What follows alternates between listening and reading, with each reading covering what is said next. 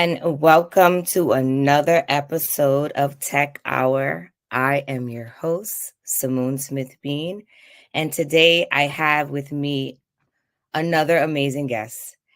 Last week we were talking about International Women's Week, and it was all about international women who are founders. And today, guess what, guys? We have an international woman who is a founder. So I want to welcome to the stage Dr. Jillian Bethel. She's a longtime champion of Bahamian digital asset community. Her blockchain-related education and entrepreneur initiatives have contributed to the progress of Bahamian digital asset space, while increasing knowledge, share, and capacity growth among her peers.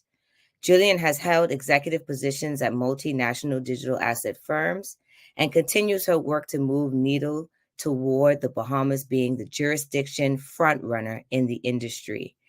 Jillian is the co-founder of Crypto Isle, a venture that aims to drive digital transformation and make the benefits of digital assets and innovation accessible through education, knowledge share, and continued capacity building. I want to welcome to the stage Dr. Jillian Bethel. Hi, Jillian. Hey, Simone. Thanks for having me on your show. I'm so glad that you can join us today. I wanted to first just welcome you and hope that you're having an amazing week so far. I know sometimes life gets lifing. Oh, it does. It does. But, we never complain. And it's been a brilliant week so far. Thank you. That's awesome. So this has been an amazing opportunity for us to really delve deep into women and celebrating International Women's Month this month and International Women's Day the other day. And I had an opportunity to visit Crypto Isle during an event where you were also on a panel. So tell us more about what's happening at Crypto Isle and how you came to establish such an amazing space for digital assets. Sure. So once again, thanks for having me on TechHour. And thanks for the work that you do in the digital asset space as well, and finance and all the wonderful things that you do. Crypto Isle. Crypto Isle came about from, I think, some of our own entrepreneurial pain points and realizing that the impact that we being me and my co-founder, Davinia Bain, also a wonderful female entrepreneur. Some of the pain points that we found in our other businesses, we realized that if we really wanted to have an impact in the Bahamas, in the space, in tech, in entrepreneurship, that we needed to culture the people to, to be our audience, which is very, very counterintuitive in business. You find a pain point that already exists, and then you go ahead and you try to find a solution for those pain points that can make a profit, right?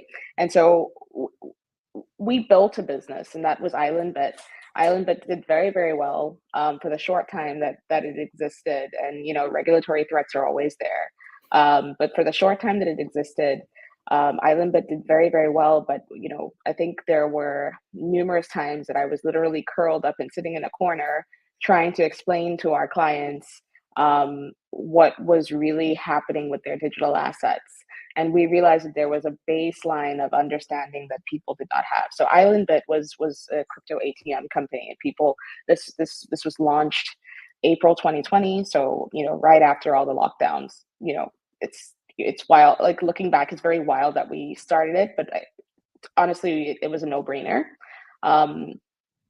We had done a lot of research, surveys all over the place, and decided to launch the ATM company. And, we were doing those surveys from late 2021, and we were really, really targeting the tourist market. And everything shut down, and we already had everything set up for April. And so we decided to launch anyway. And it was amazing to see how many Bahamians, which was not really a part of our target market or a main part of it. We wanted to see where that would go. It was amazing to see how many Bahamians were already buying digital assets. And, like I said, the company did really well, but we realized that education in the digital asset space or among Bahamians and just general finance things, general business things, and understanding like where their placement was in business as clients and what a business really looks like, and how to identify fraudulent things and sketchy things in the finance or digital asset or whatever space. We realized that education was a big pain point. And so we started CryptoWhile with that mindset. And we also started CryptoWhile to deal with some of our own pain points. We were renting an office. The office didn't have a lot of amenities. We're always grateful to the people who rented us an office, but it didn't have a lot of amenities. And we wanted to create this space where our clients could come in because they were coming in anyway. I mean, we have a crypto ATM company, and it's unheard of for clients to go and find the office of an ATM company. But we definitely had clients coming into the office and asking questions, and we never turned them away. We never said like don't come here. Like we never. So in our very small, we would welcome people in, and we'd really show them things on computers, and we'd really explain things. So we realized that we would do well with a space where we could really educate people. And so CryptoWhile was born out of that need for us and our clients. And our goal is to kind of be the front runner in the Bahamas in terms of all of the different stakeholders in the space. So we have a co-working space. We started off with education, and I'll be very honest. We need to build back up to it because my other hats, I think, pulled me away from really instilling that in CryptoWhile in its formative time. And so that's taken a back seat. But I promise to really jump back into that because it's needed. But we created a space for people to just walk through the door, and literally that happens. And somehow it's been very safe so far, and we do have security there all the time. But we literally created a space where people can literally just walk through the door and ask a question. And it happens maybe too much. And then, a space where you have people who are trying to be on the cutting edge. We have a couple digital asset companies, or a couple people registered under digital asset regulations, payment service providers in that space. And so it's interesting to see the kind of eclectic financial services bunch that's there.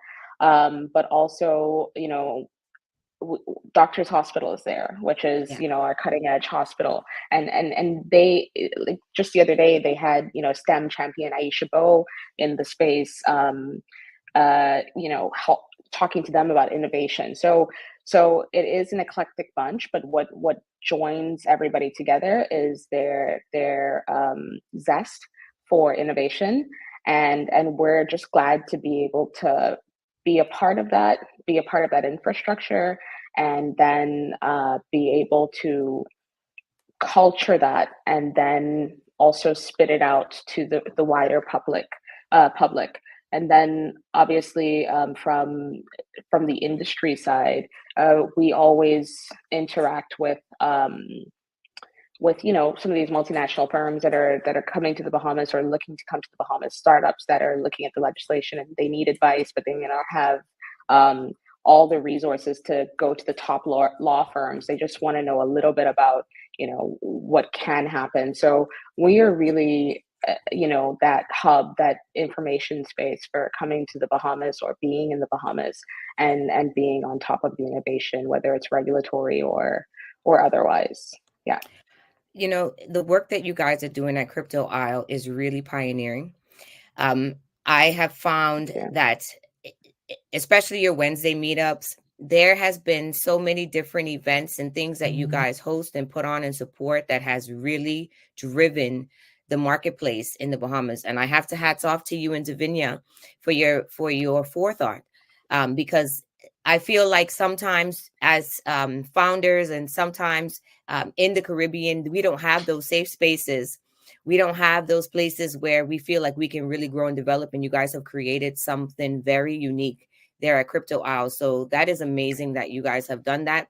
and Thank you. continue to be supportive. Yes, it's an amazing space. If anybody who is visiting the Bahamas and you want to know more about the digital asset space, you can always head down to Crypto Isle, which is on East Bay Street in Nassau. It's a great location, and you won't be sorry by visiting them.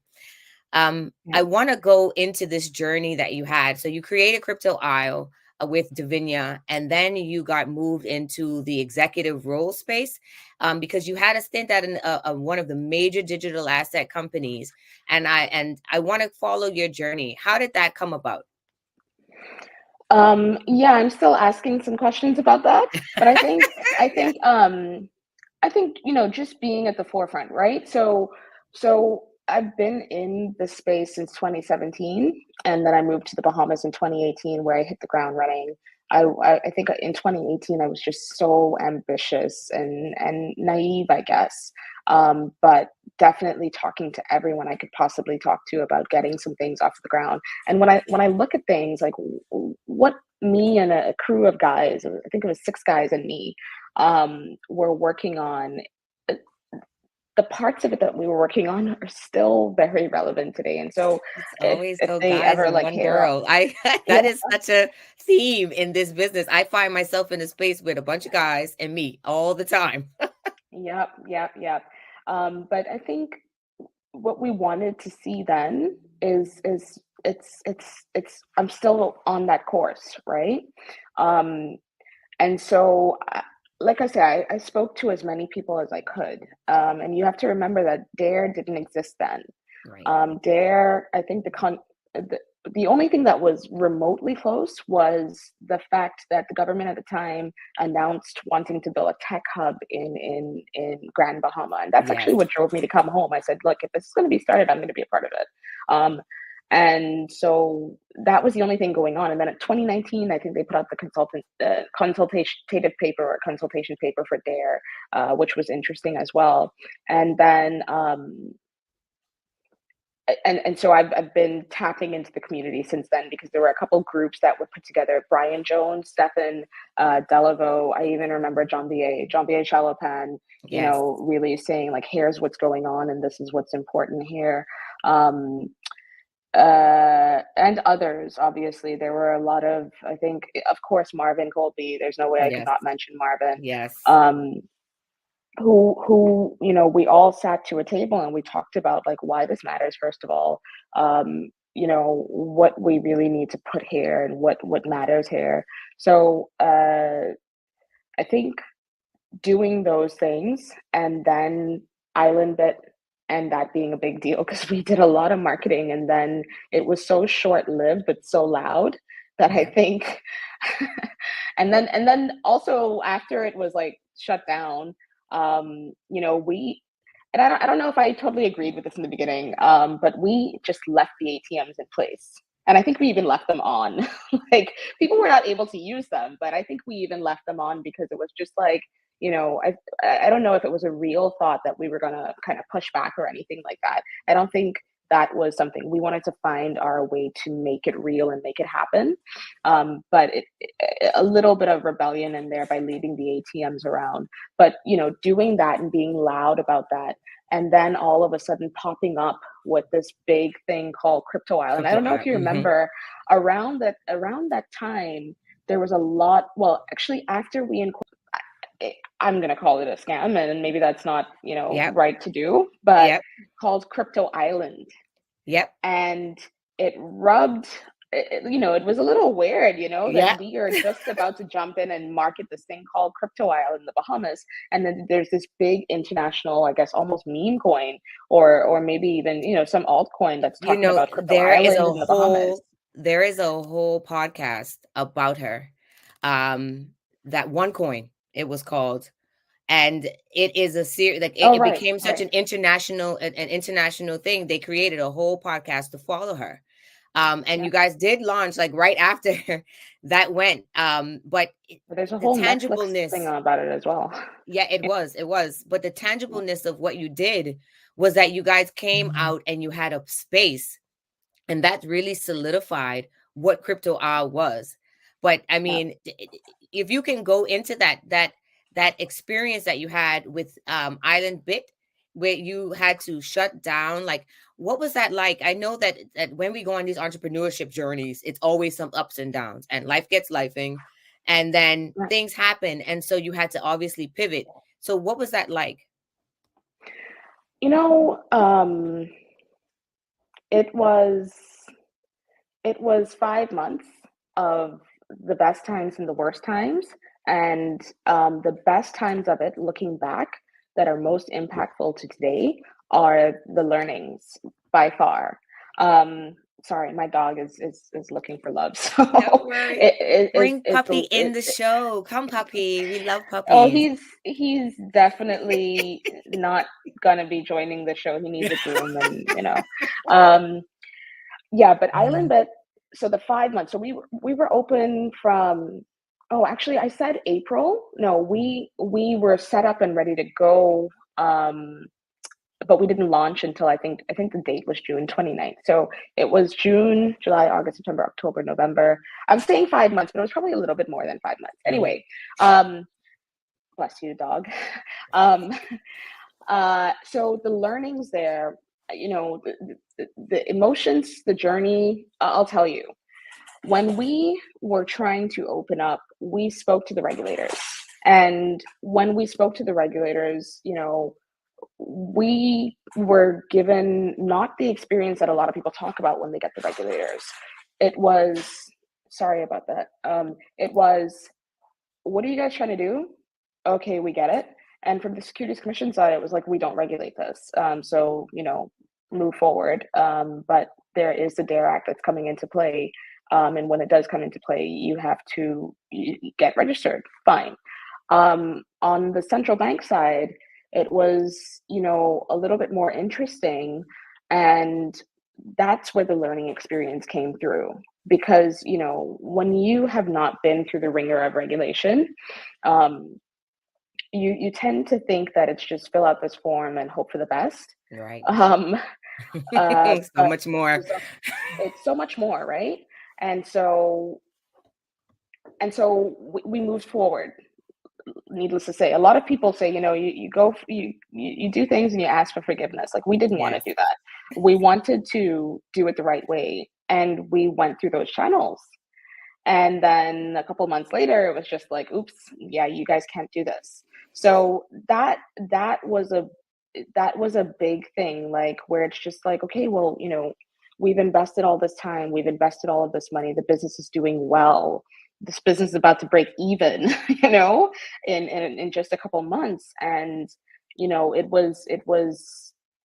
was gut wrenching, but now, when I look back on all the things we learned from the regulatory side, I think that's what got me into the position, for the multinational corporations. So uh, I think and that's what allows me to educate other people on what's okay in the Bahamas and why you can't easily purchase cryptocurrency, or why the banks block cards, because it was basically me being thrown into the regulatory side of it when I didn't even know how much of how much of our rules in the jurisdiction really impacted the simple purchase of cryptocurrency, right? So I think I think the Island Bit journey, though it was short lived, it taught me like so much, and not just from the regulatory side. Um, I do remember creating my own token. So I learned that at Island Bit, Hmm. and I did it Interesting. not not on testnet, but on mainnet. I just went straight into mainnet, just testing this token, because I wanted to see how market pairs worked. Right? I'm not from a finance background, right? I wanted to see how things were impacted, and just going through that simple exercise, because we wanted to do a lot more than the ATMs. Just going through that simple exercise, because we had now the flexibility, because our first business was doing well. Um, Going through that exercise taught me a lot about market metrics, right? Mm. And it also ignited like a huge fire for me. I was just like, oh my gosh, this is how this works. And then I go down that rabbit hole, And then you start to learn, I think one of the first things we learned with our first ATM purchase was, liquidity on the back end. So all of Mhm. these different aspects, I the questions I have about how I moved into that executive role is, did anybody really know if I had that knowledge or not, right? Because it's not on my Mhm. resume. You don't write, I created a pair on a DEX, or I did this, or I did that. I think you just look Mhm. at it and you say, okay, well, she had an ATM company. Like, she Mhm. has to know a bit about compliance, which I did and I learned, and it was all based on PSP legislation.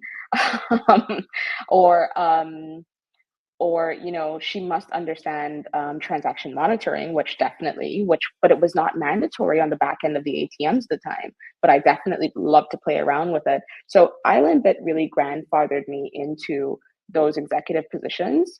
But the questions I have is, how did they know? And the truth is, when you're in a small place and you're in such a niche and specialized field, um, if somebody really wants something, you have to determine how you go about getting it.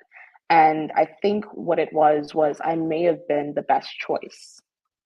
Um, and I'll say, like, and we're just saying multinational, but I mean, it was OKX. I was their Bahamas CEO, and I remember when I met with them the first time, I just kind of went, okay, we're in the middle of construction. We are just doing a lot of the interior design here. And I really want to learn more about they had not mentioned that they wanted me to come on board. They were just they just had me consulting with them, helping them to get to know the Bahamian landscape. And my whole thing was, there's a small fact about OKX. OKX is one of the first exchanges that I ever used. I was living in China at the time. They were recently, I think they had just left China, Mm. and I saw the evolution. I joined OKX I got contacted by OKX just as they changed their branding. So when I got introduced to OKX, they still had the logo and the OKEX, which I used back in 2017 and 2018 when I was living in China. So it was like a full circle thing to see this company come and talk to me. And then they changed their marketing. And Felix Stubbs once said to me, he asked me a very weird question about marketing once. I was like, well, why do you want to know that? And he said, marketing always tells you where the company is going, because it's That's around the right. last step before they move there, right? I'll always That's hold right. on to that nugget from Felix. If you're launching a company, when you see the marketing go out, that's when you're about to start. If you're Mhm. revamping a company, when you see the marketing change, that's when things are about to go wild. So I decided to pay attention. I decided to learn more about the exchanges themselves, because Island Bit is exchange, a different format of it. But I just decided, okay, something's going on here, and I have a lot to learn. And so for about 2 months, I dug into everything on the back end of an exchange, from risk management to compliance to liquidity management to what audit looks like, the regulations and legislation, and not just the Bahamian ones. And I went in, like, when I said I went in, like, I went in for about 2 months. And so when OKX finally did approach me, it was just like a no-brainer. And also, I knew it would put me in a position to help Crypto Isle a bit more down the line. And so, I and love so, that. I love that yeah, you really delve deep into the space before you even knew that you were going into the space. And sometimes things that we do, we don't know where it's going to lead us, but it's always a plan. There's always a plan in place, and then it just puts you in a position. And look, CEO. I mean, and you were yeah, one of the youngest CEOs in the space. And I think that you are, like I said, a trailblazer. And you were prepared and ready. And so that journey must have been an experience in itself, working with a Chinese company, working with a new company coming into the Bahamas, knowing that this was new legislation as well. Everybody has been on that serious wavelength when it comes to yeah, transition. So when you in the organization and you're working with the Securities Commission and Tell us more about that experience and what you found and how you grew from going there and then moving into your own founding journey. Yeah. Um, I am definitely a perfectionist. Mm. Or I actually don't know if I'm a perfectionist. I don't think I'm a perfectionist. I don't like to say that. I've been told by people very close to me, or one or two people who are very close to me, that I am. But I think what it is I need to see the whole journey, to know where we're really going, to understand what parts are really impactful on making sure we get to the next step and get to the end. Mm. So, um, so I nitpick on those things that are really, really important. And if I don't see them, then I want to get it done, and I want to see that done, because otherwise that journey will not uh, be as linear as I want it to be. It's never linear, but at least you can better determine your next step when you have certain things in place. So I don't think I'm a perfectionist, but I definitely like to have some ducks in a row. Yeah, we had a great team of external professionals, who we needed to rely on.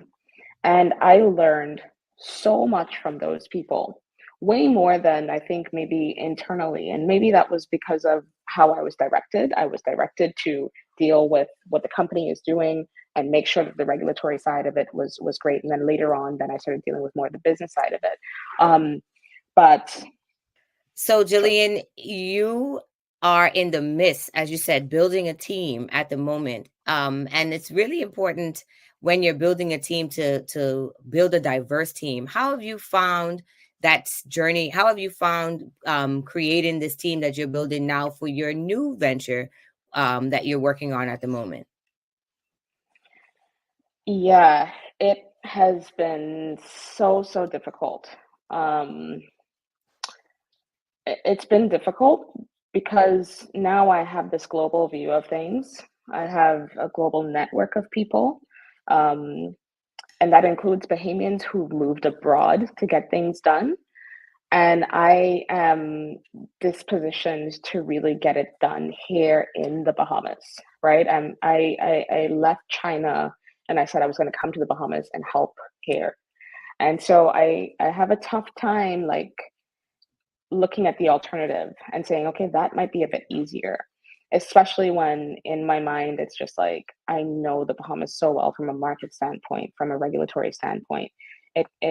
It's also it's a challenge a bit for me to say, okay, I know the Bahamas so well, so I'm going to leave the Bahamas and go into a different market. That gets Yeah, scary for me. yeah. So it's like, am I really settling and not going for that challenge? Or am I being strong and patriotic and keeping on this challenge, right? But the challenge here, it, right now, that I'm facing is the team, to be honest. Mm. And I want to talk about some of those variables that I think are contributing to it, right? And so I've actually been looking for a team since October, and it's March, right? Wow. Um, I thought, I've got a great business model. I can find all the parts of the tech stack. I've got it in my head. I know how everything's going to work.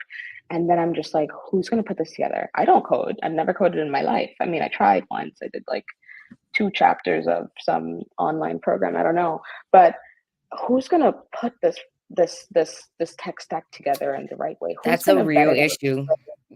Yeah, who's going to vet it out and say, yeah, Jill, that's not the best thing. Now there are a couple people who I think can do it, but when I talk to like trusted partners or advisors or whoever else, they're just like, oh yeah, I have a team here, I have a team in Argentina, I have a team in Canada.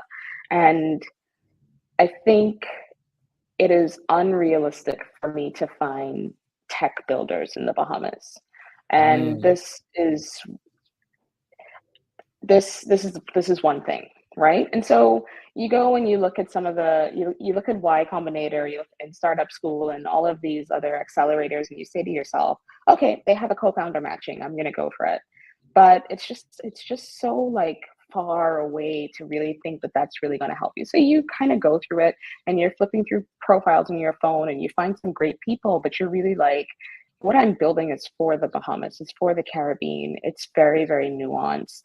And it can do very, very well, but this person is never going to get it the way I get it. This person is never going to be that passionate, which is probably not true. But you want to find people who can actually, on a whim, innately say, you know what, this won't work, Mm-hmm. or say, I'm not sure if this is going to work, but I know who to talk to, or I Yeah. know how to ask the market, right?